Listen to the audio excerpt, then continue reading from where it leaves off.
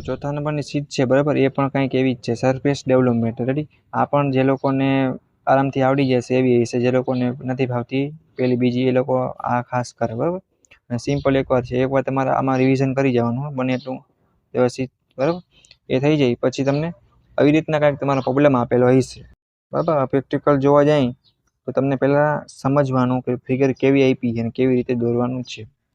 એ 100 અથવા figure draw the development of surface આપી હોય એના ઉપરથી તમારો એનો આન્સર કેવો બને પ્રોપર માપ એકવાર તમારે બધા જોઈ લેવાના. રેડી, આ માપ છે એ તમારા આગળ પાછળ ના થાય, ડિગ્રી કેટલા ખૂણે શું કાંઈ છે. રેડી, તો પહેલાંનો તમારો જોવા જાય આન્સર તો આવું કાંઈક દેખાય બરાબર. રેડી, તમે જો જોઈ શકો કે પ્રોપર એટલે જેટલું જ્યાં આવે ગોલાઈ બહાર ત્યાં એટલી જ દોરેલી છે. રેડી, માપ તમે બે મેથડ તમે આગળ જોઈ ગયા બેડીમાં, એ તમે બને એટલું એક્યુરેસી જાળવવાની છે. અને જે લોકોને આ તો સ્કીપ કરવાની થતી જ નથી, જે લોકોને ડ્રોઈંગ 2D 3D નથી ફાવતું એ લોકોને બરાબર. તો પહેલાનો આન્સર આ છે, મોઢે ટ્રાય કરે, જે લોકોને આવડતું હોય એકવાર કોમેન્ટ કરે બરાબર. તો બીજાનો આન્સર છે રેડી, એ જે લોકોને આવડતું હોય તો આવડી ગયું હોય એ પણ કોમેન્ટમાં યસ લખે એટલે મને આઈડિયો આવે કે કેટલા લોકોની તૈયારી છે શું કાંઈ બરાબર. જે લોકો ન આવડતો એ વિડીયોમાં જોઈને પ્રેક્ટિસ કરે બરાબર. તો બીજાનો આન્સર છે બરાબર, એની રકમ ઉપર મેં લખેલી છે અને એનો આન્સર આવો કંઈક છે બરાબર. અત્યારે મેં તમને સમજાવવા માટે ડ્રો કરેલો છે.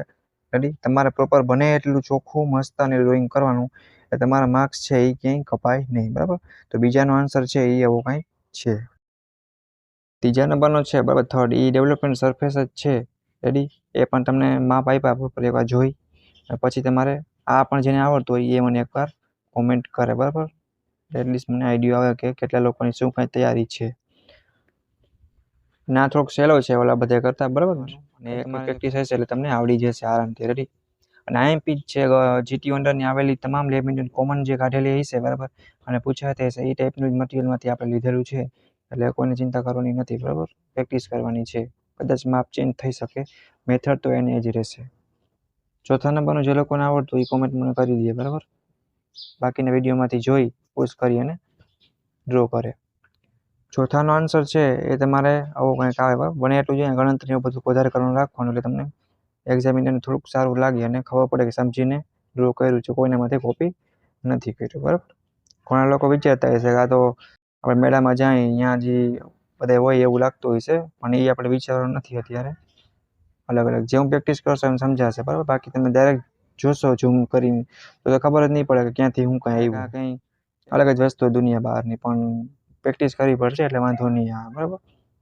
તો આટલી તમારે પ્રેક્ટિસ કરી નાખવાની છે બરાબર. અને આપણે નેક્સ્ટ પણ ચોથી સીટનો વિડીયો બનાવશે, અને આવી રીતના લાસ્ટમાં થિયરી અલગ પડે એનો પણ વિડીયો બનાવશે, અને જીટી માટે અલગથી પણ તમને આખું મટીરિયલ અને પીડીએફ આપશે.